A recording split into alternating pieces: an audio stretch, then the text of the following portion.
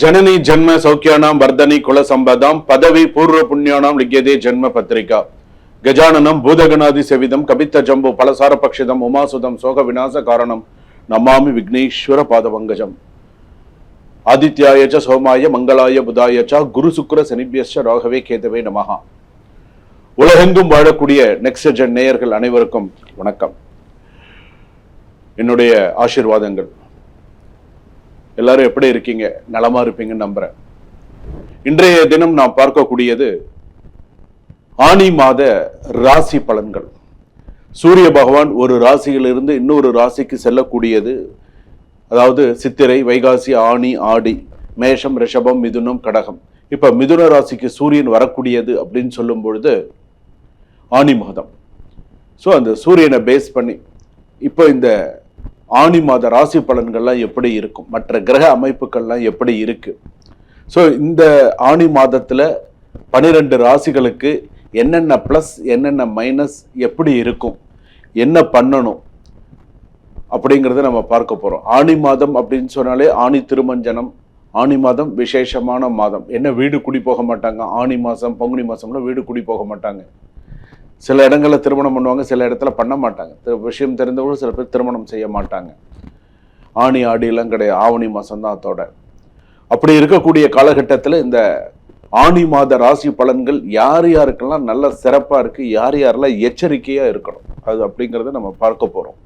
ஏன்னா நம்ம வாழறது பார்த்தீங்கன்னா ஒரு கொடிய உலகத்தில் நம்ம வாழ்ந்துட்டு இருக்கோம். கொரோனாவை விட ஒரு கொடிய உலகத்தில் நம்ம வாழ்ந்துட்டு இருக்கோம். உண்டா இல்லையா அப்படிங்கிறது உங்க மனசாட்சிக்கு நல்லா தெரியும். இந்த கொடிய உலகத்துல ஒவ்வொருத்தரும் ஒவ்வொரு டைப், ஒவ்வொருத்தரும் ஒவ்வொரு விஷயம், ஒவ்வொருத்தரும் ஒவ்வொரு இது. இன்னைக்கு நல்லா பேசுவான், நாளைக்கு சரியா பேச மாட்டான், இன்னைக்கு பிரச்சனை பண்ணுவான், நாளைக்கு ஏதாவது ஒரு பிரச்சனை பண்ணுவான். இந்த உலகத்து சில பேருக்கெல்லாம் எப்படி தெரியுமா இருக்கும், எப்படா இந்த உலகத்தை விட்டு நம்ம எல்லா கடமைகள்லாம் முடிச்சுட்டு எப்படா போய் சேருவோம் அப்படிங்கிற அளவுக்கு வெறுத்து போயிருக்காங்க சில பேர்லாம். என்ன அந்த அளவுக்கு ஒரு கொடிய உலகத்துல நம்ம வாழ்ந்துட்டு இருக்கிறது தான் நிதர்சனமான உண்மை. இதுல தான் தெய்வங்களும் இருக்கு, இதுல தான் எல்லா நல்லது கெட்டதும் இருக்கு. இது எல்லாம் சமாளிச்சு போறவன் தான் மனிதன்.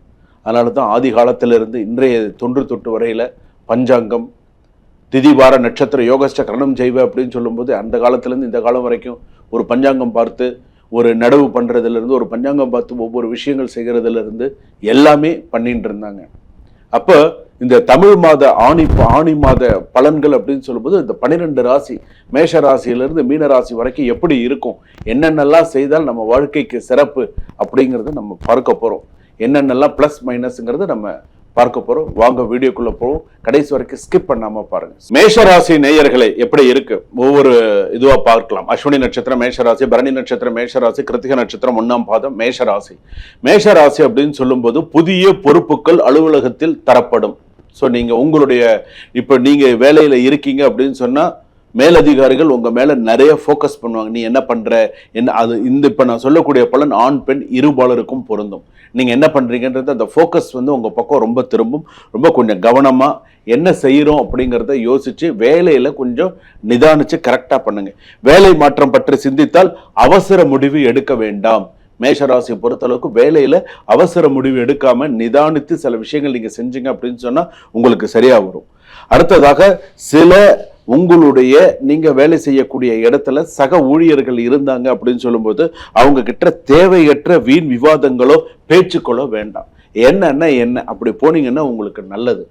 ரொம்ப குழையவும் வேண்டாம், ரொம்பவும் ஈசிக்கவும் வேண்டாம். என்ன அப்படிங்கிற மாதிரி இருந்தீங்க அப்படின்னு சொன்னா வேலை கடைசி வரைக்கும் நல்லா இருக்கும். ரொம்ப ஓவரா அட்வான்டேஜ் எடுத்துக்கிறது, ஓவரா சில விஷயங்கள் பண்றதுலாம் வேண்டாம். நீ நல்லா இருக்க, நான் நல்லா இருக்கேன், இப்படியே போங்க கொஞ்ச நாளைக்கு தயவு செய்து. ஏன்னா அதுதான் நல்லது மேஷராசி பொறுத்த அளவுக்கு. ஏன்னா எப்போ என்ன எப்படி கெட்ட பேர் வரும், என்ன எப்படி நம்மளை சுத்தி இருக்காங்கன்றது நமக்கு தெரியாது. ஸோ அந்த மாதிரி பார்த்துக்கோங்க. ஒண்ணு.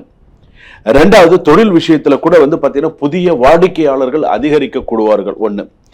கூட்டு தொழிலில் சிறிது கருத்து வேறுபாடுகள் ஏற்படும். இப்போ நீங்கள் ஒரு கூட்டு சேர்ந்து ஒரு தொழில் செய்யறீங்கன்னு சொன்னால் சில கருத்து வேறுபாடுகள் மறையும். கடன் வாங்கி முதலீடு செய்து வியாபாரத்தை விருத்தி செய்ய வேண்டாம். கடன் வாங்கி ஒரு விஷயத்தை நீ செய்யாத.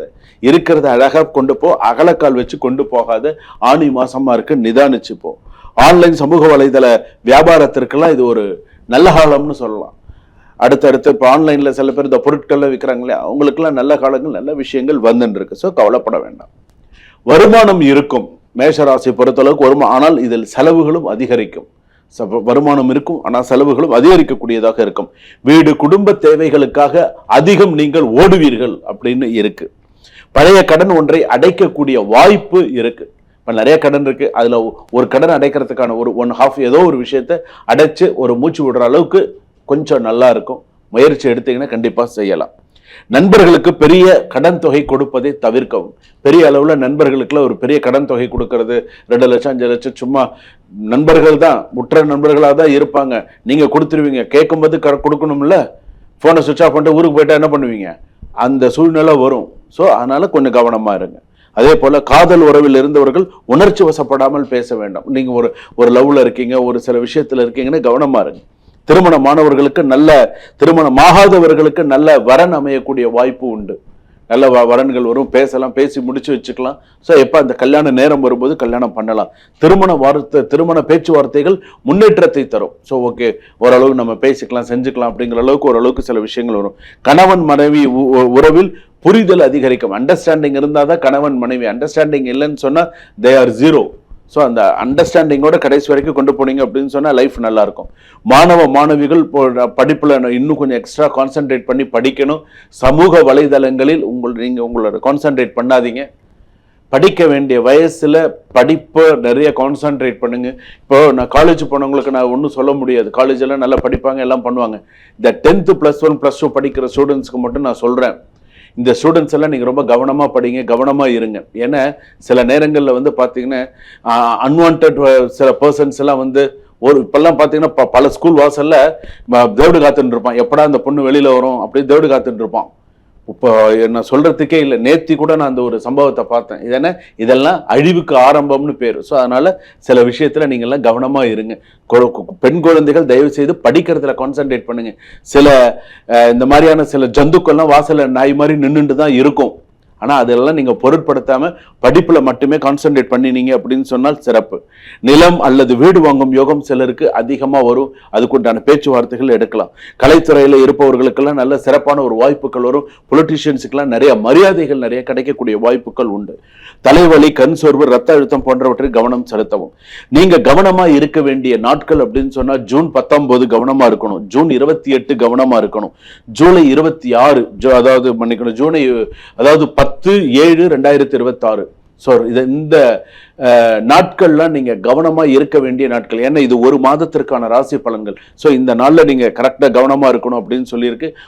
பயணங்கள்ல கவனமா இருக்கணும், சைன் பண்றதுல கவனமா இருக்கணும். அதெல்லாம் நீங்க பார்த்துக்கோங்க. சிவாலயம் போனீங்கன்னா, சிவன் கோயிலுக்கு போனீங்க அப்படின்னு சொன்னா, அம்மன் ஆலயத்துக்கு போனீங்கன்னு சொன்னா 5 தீபம் ஏற்றி வழிபாடு பண்ணுங்க.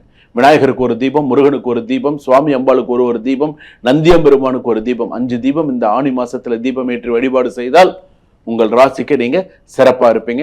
வெளிநாட்டுல இருப்பவர்கள் வேலை விஷயத்துல நிலைத்தன்மை இருக்கும். வேலை விஷயத்துல கொஞ்சம் இடர்பாடுகள் வந்தாலும் அதை கொஞ்சம் கரெக்டா கொண்டு போறதுக்கான விஷயத்தை பாருங்க. லூஸ் டாக்கிங் அவாய்ட் பண்ணிக்கோங்க. சுபம்.